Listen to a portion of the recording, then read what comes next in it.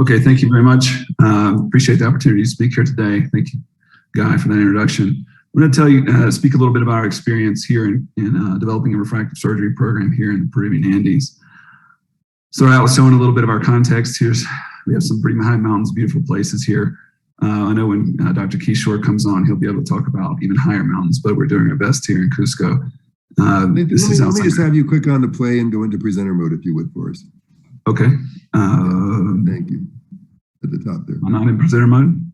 No. Okay. Right above your mouse, right in the middle on the top. Middle top. There you go. Here? No. Yes. There we go. That's fine. The thing is, we've got your slides on the side. It's all good. Okay, carry on. I'm sorry to interrupt. It's on two screens. That's why. It's on two screens.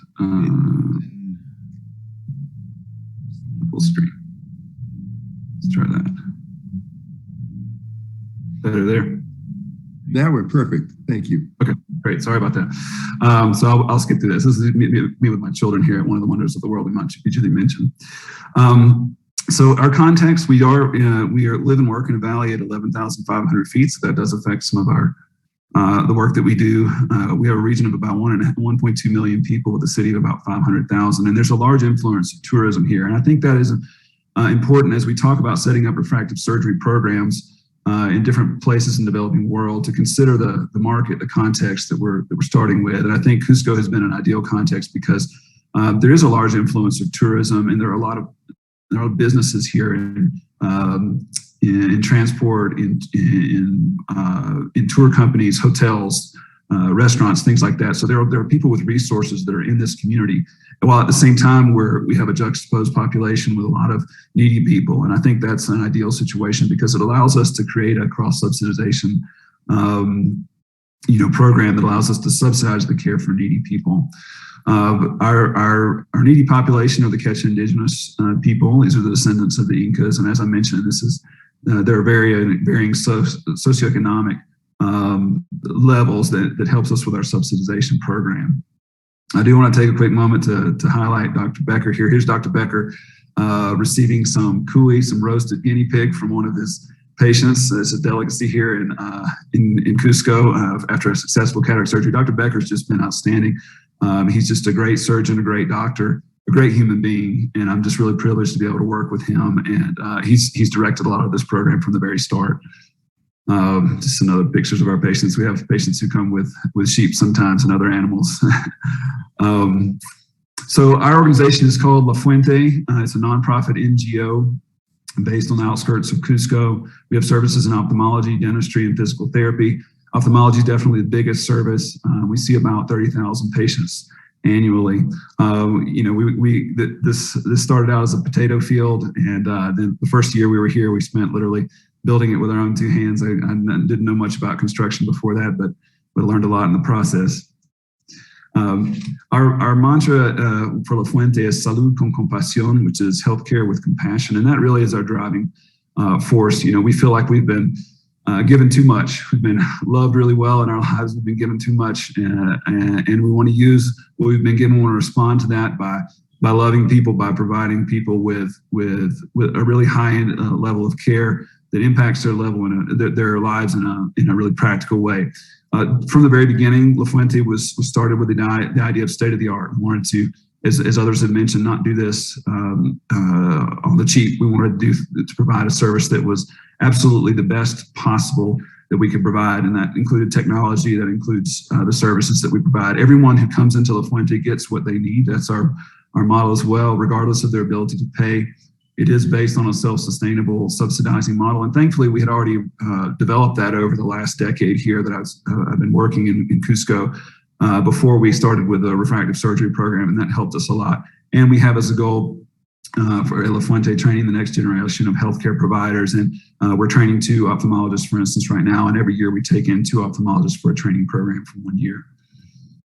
The refractive surgery project actually got started based off a conversation I had in 2017 with a friend who came to visit, and he was just kind of looking around at our facilities and just said, "Hey, do you guys do LASIK? Do you guys do do that kind of surgery? And I said, of course not.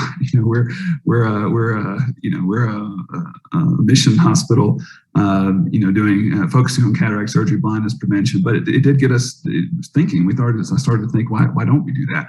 And then just that next year, Dr. Reinstein published work in JCRS about a cross-subsidization project that's already been mentioned in Nepal, and that really inspired us. And then we were able to go to the AAO in Chicago in 2018, and that's where we really met with the Refractive Surgery Alliance. And I can't emphasize how important that relationship has been, because people like Dr. Kazarian and Dr. Reinstein that helped really hone and focus our vision for what a refractive surgery program could be. We had some ideas, but they really helped us to put some color to that, and also establish great relationships with collaborators from around the world for training, which we're going to talk about. So the design of the refractive surgery project was to create a mechanism for self-sustainability and growth, both of the La Fuente Eye Clinic, but also for the program itself.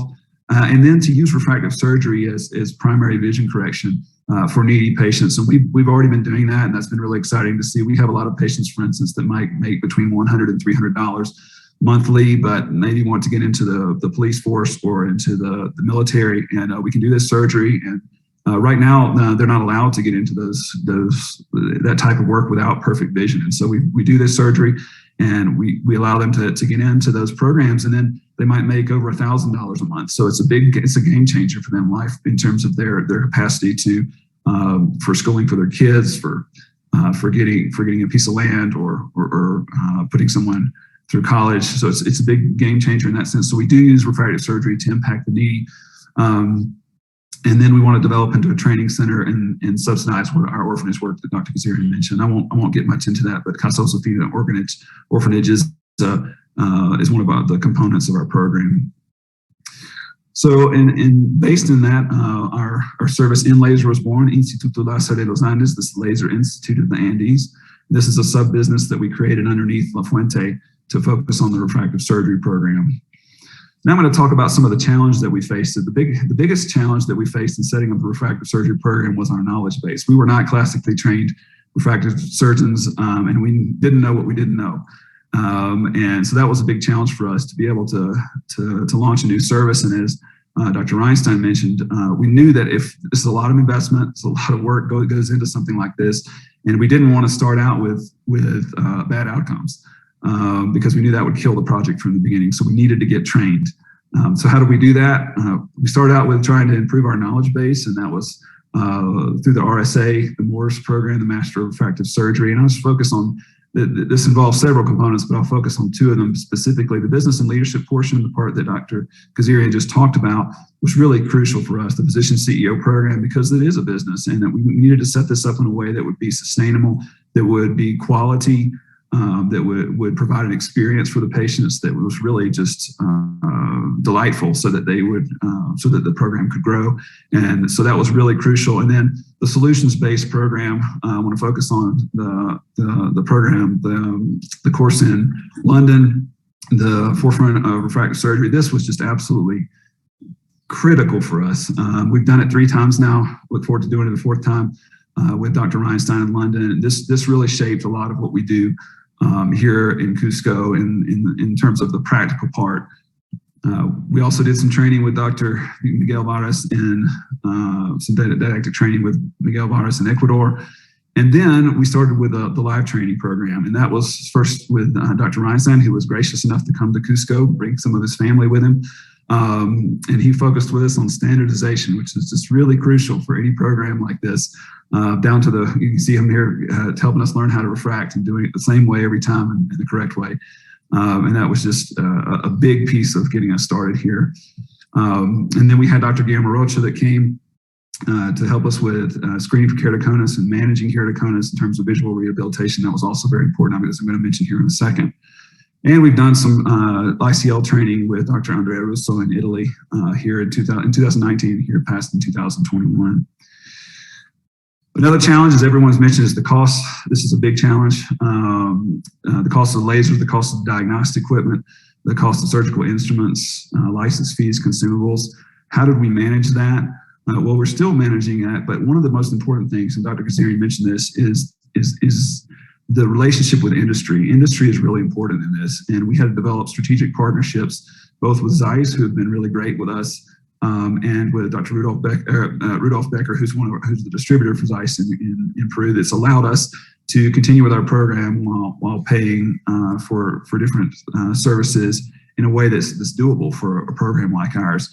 Zeiss was really key for a number of reasons. They've helped us with things like click fees that we'll discuss, but also they helped develop the technology in a way that was applicable for our setting. We are at 11,000 feet. There was a lot of challenges with just how do these lasers work in this context, and they actually redesigned some components that made the technology work better in our location. So just really important to have strategic industry partners. Other challenges that I mentioned, we had some trouble in getting the lasers to us. We had a 20-hour drive from Lima to Cusco through the Andes Mountains. It's not an easy trek, and we actually had one of the lasers get damaged in the process. We had to send it back all the way to Germany and get another one. So that was a big challenge. Low atmospheric pressure, Zeiss had to adjust some of the settings for suction. We had a component of the MEL 90 that the excimer laser the tracking system that was going to swell at low atmospheric pressure that they redesigned, and now all of the machines are now redesigned with that new component. So really, some really cool stuff. And we had some trouble with dry environments, so we have to do a lot of surface optimization. Other challenges, we have a very high rate of keratoconus here in Cusco. Unfortunately, we have a lot of keratoconus here, and so much. We're not a referral center for keratoconus, but we see about 10 to 15 cases every week. And we do a lot of surgery. We have a lot of high cylinder steep corneas. I think our average cylinder is about between 3 and 4. So very steep corneas that don't really necessarily fit with all the normative databases for Pentacam and things like that. So we needed additional technology to be able to screen for patients that were candidates for refractive surgery. And I'll just focus really quickly on the importance of epithelial mapping. That's one of the things we learned from Dr. Reinstein and in some of our training. That's been just absolutely critical for us, having epithelial mapping to screen for the correct patients. And then also having, back service technology, Pentacam, and the ability to do repair treatments, topo-guided treatments with the CRS master system, and we have Presbyon as well.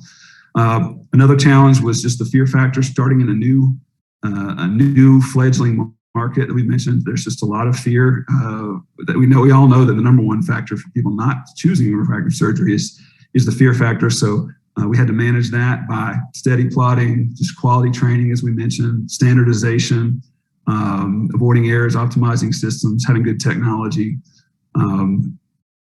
COVID was a big challenge that we had.